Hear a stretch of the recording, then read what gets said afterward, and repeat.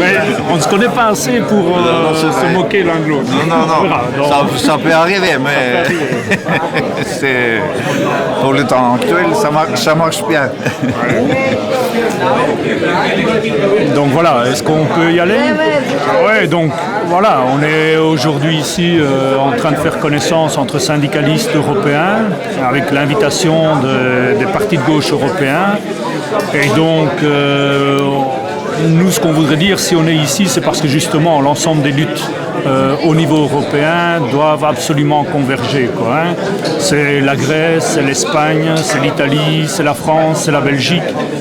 On est tous confrontés au même type de problème, quoi, hein. C'est dérégulation du contrat de travail.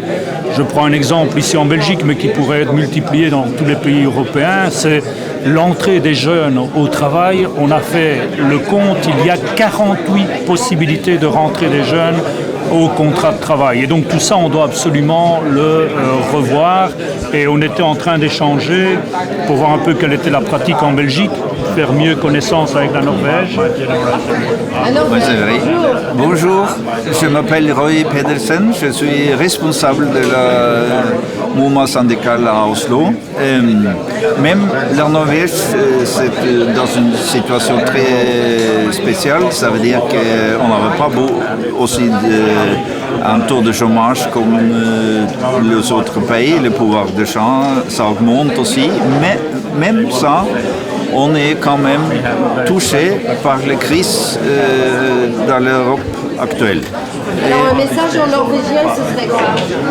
Det betyr at vi står overfor også i Norge store problemer, selv om vi ikke har samme krise som i EU.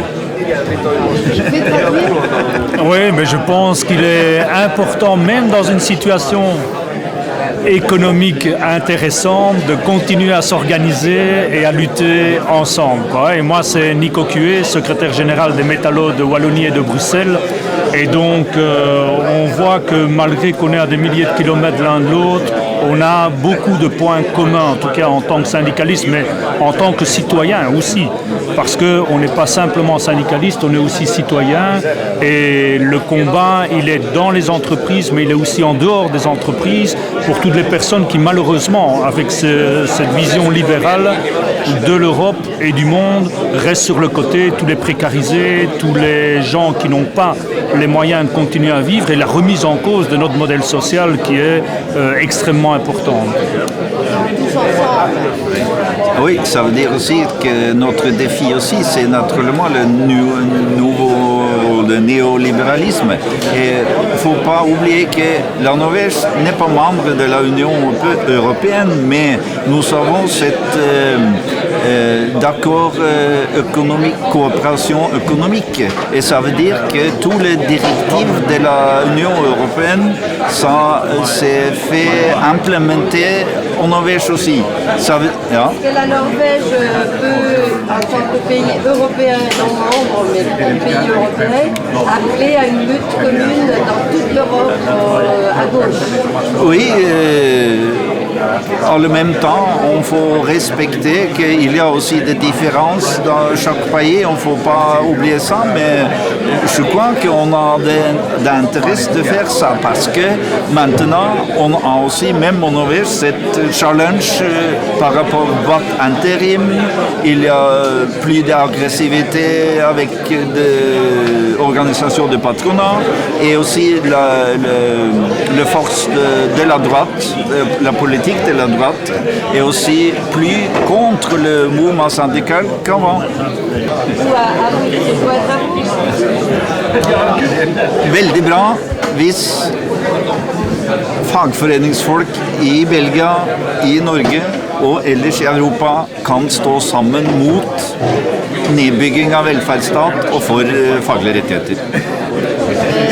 Mais Non, j'ai pas compris, mais de nouveau, je pense qu'on pense la même chose. Il y a quelques minutes, on échangeait des capacités qu'on aurait aussi dans nos organisations internationales, à les rendre plus vivantes, à faire en sorte que ces organisations internationales soient là pour converger l'ensemble des luttes. Et là, on échangeait tantôt sur les différents traités européens, et donc je pense que ce soit en Norvège, que ce soit en Belgique, les préoccupations sont très similaires, même si les conditions nationales sont légèrement différentes, mais je pense que ce genre de réunion nous donne une volonté complémentaire, quoi.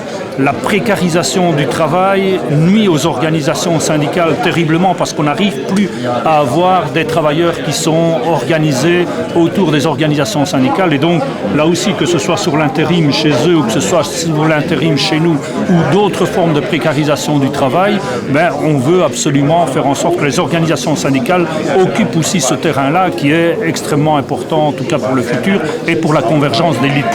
Pas arriver à ça, mais ça peut arriver, pas de problème.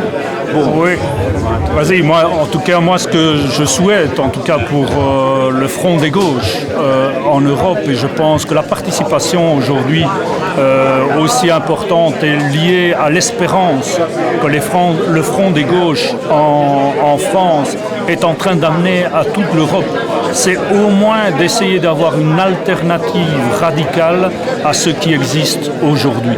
Et il faut absolument que le Parti communiste, le Parti de gauche, Mélenchon et tous ceux qui l'entourent amènent à une véritable révolution citoyenne en France. Et je crois que cette révolution citoyenne en France aura des petits partout en Europe.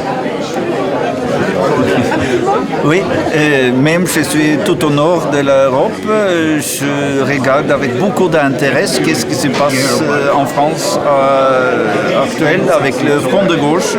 Je crois que c'est absolument nécessaire avec une telle organisation pour lutter contre le néolibéralisme, pour donner de l'espoir à les travailleurs en France particulièrement, mais même dans l'Europe, et surtout une lutte contre la politique actuelle menée par l'Union européenne.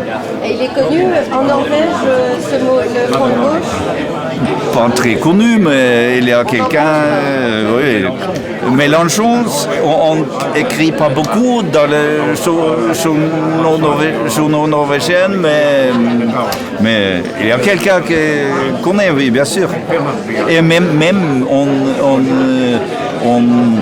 il y a beaucoup dans les médias de discussions ou de reportages par rapport